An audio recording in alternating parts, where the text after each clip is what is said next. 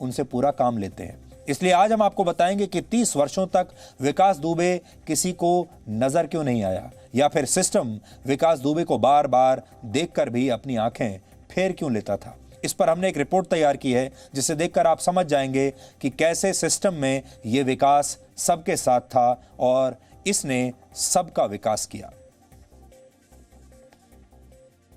मैंने तुम्हें कहा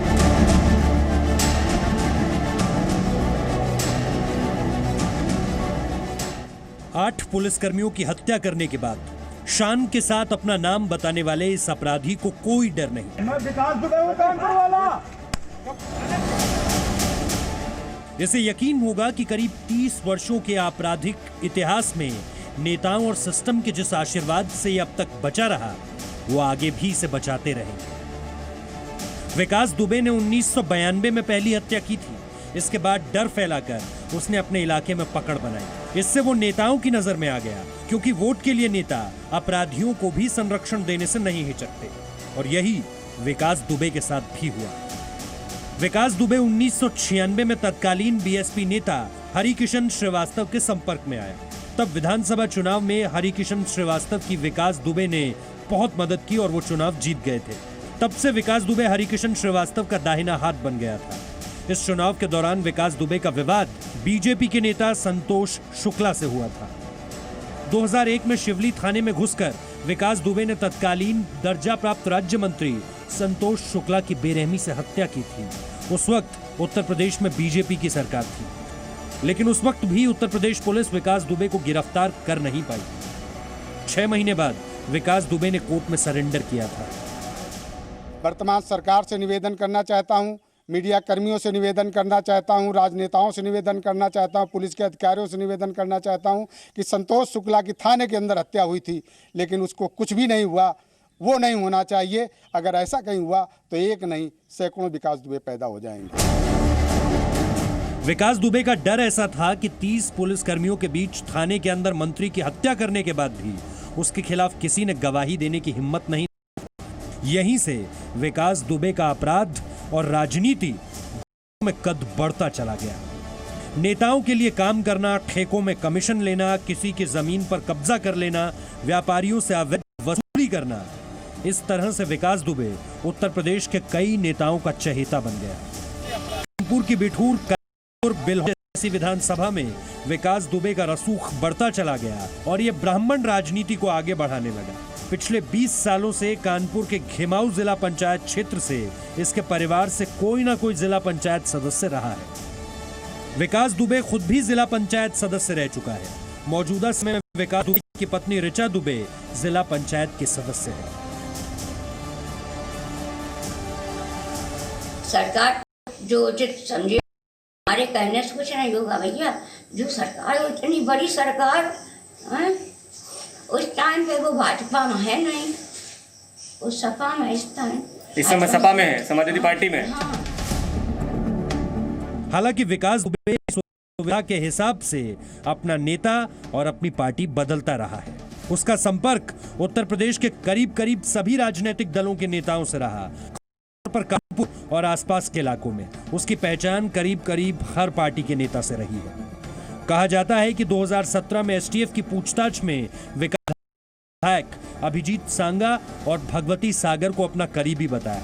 विकास दुबे ने दावा किया था कि ये नेता उसकी मदद करते हैं। हालांकि बीजेपी के नेताओं ने इस आरोप का खंडन किया। बीएसपी के स्थानीय नेताओं से विकास दुबे का पुराना और अच्छा संपर्क रहा है। जब 2007 से 2012 तक मायावती की सरकार थी तो विकास दुबे का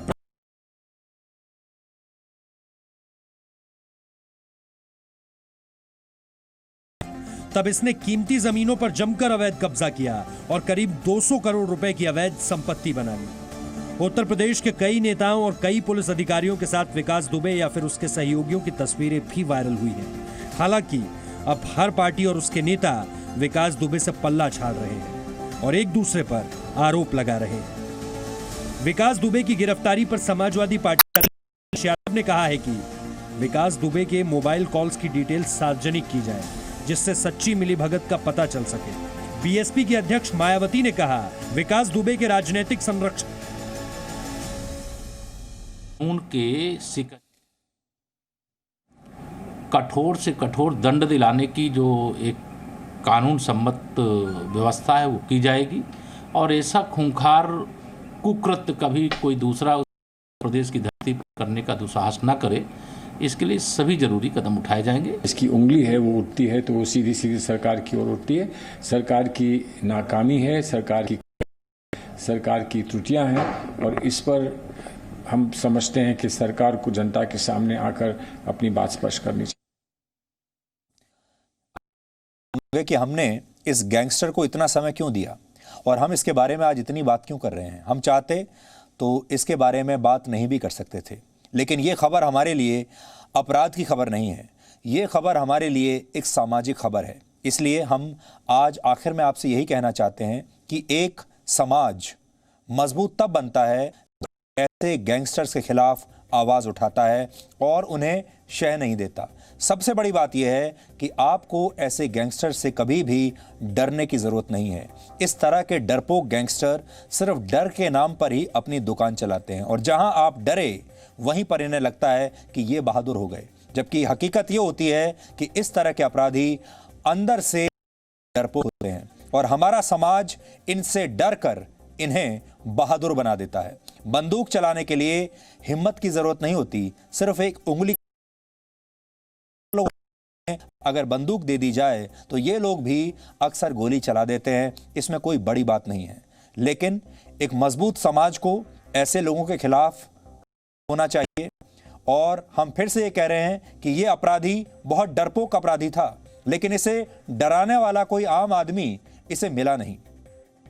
आपके शहर में भी हो सकता है ऐसे बहुत सारे अपराधी हों, क्योंकि इस तरह के विकास दुबे हमारे देश में हर शहर में हैं जो लोगों के डर का फायदा उठाते हैं। डरिए नहीं, रिपोर्ट कीजिए और जो लोग इन्हें संरक्षण देते हैं उनकी भी आप पोल खोलिए। अब वो ज़माने चले गए, ये 2020 का भारत है, अब वो ज़माने चले गए जब ये सारी बातें वर्षों तक चलती रहती थी। इसलिए तुरंत आपको एक्ट करना चाहिए और हिम्मत दिखानी चाहिए। जिस दिन आपने हिम्मत दिखा दी उस दिन आपको आएगा ये अपराधी कितने कायर होते हैं, कितने डरपोक होते हैं। यहां हम 4 मिनट का एक ब्रेक ले रहे हैं। ब्रेक के बाद हम चीन के बहिष्कार की बात। चीन का बहिष्कार सस्ता नहीं है बल्कि महंगा है और ये करने में आपकी जेब से थोड़ा सा ज्यादा पैसा जाएगा और जो व्यापारी लोग हैं उनका मुनाफा कुछ कम हो जाएगा। लेकिन क्या आप इसके लिए तैयार हैं? इसका विश्लेषण हम ब्रेक के बाद करेंगे।